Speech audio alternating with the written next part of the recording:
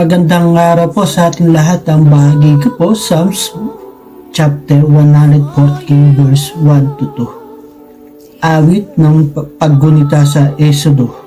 Ang bayang Israel sa bansang Ehipto kanyang inilabas. Ng mga lahing ito sa kabansang dayuhan, lahat ay lumilikas. Magmula na noon, ang lupain Juda ay naging dakong banal. Ang bansang Israel, ginawa ng Diyos na sa sariling bayan. Amen. God bless po sa ating lahat.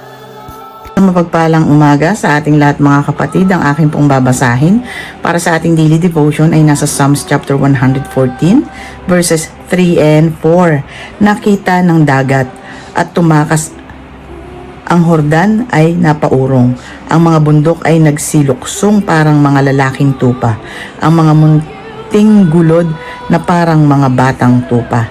Amen. Purihin ang ating Panginoon sa pagkabasa ng kanyang mga salita. Magandang araw po sa ating lahat. Ang ibabahagi ko po ngayon ay matatagpuan sa Book of Psalms, chapter 114, verses 5 to 6. Ang sabi po dito, ano ang nangyari at ikaw, o dagat, nagbigay ng daan?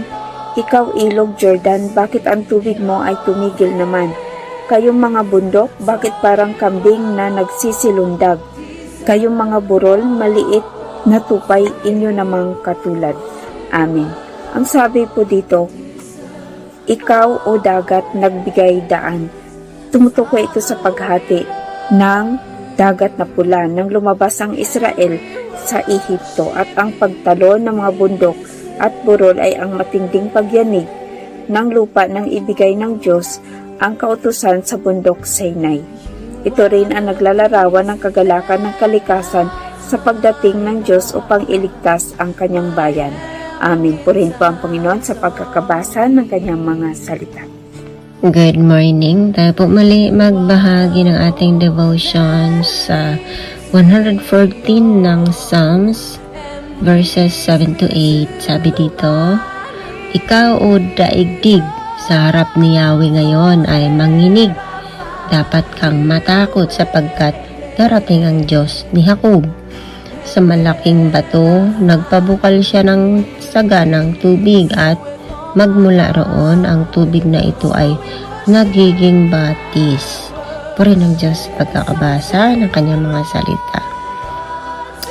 Totoo naman ito talaga. Physically, nangyari ito nung nasa wilderness sila, no?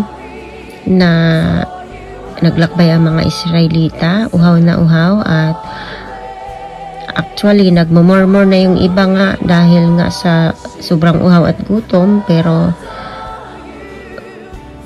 ang matandaan natin sa wilderness, sa ilang, so si Lord walang imposible sa kanyang kapangyarihan dahil yung bato na yon bumukal, magmula sa bato na yon bumukal ang tubig.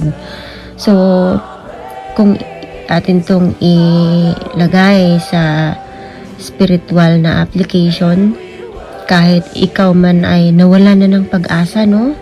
Kapag surrender mo ito sa Panginoon, kaya niyang i-reverse ang mga pangyayari, ang mayroon mang mga pagkakataon na mga tao na gumagawa ng masama sa iyo, kaya itong gawin ng Panginoon na blessing, no? Kagaya ni Joseph doon sa Genesis chapter 50 verse 20 na sinabi niya doon na they intended to harm me but God intended it for good.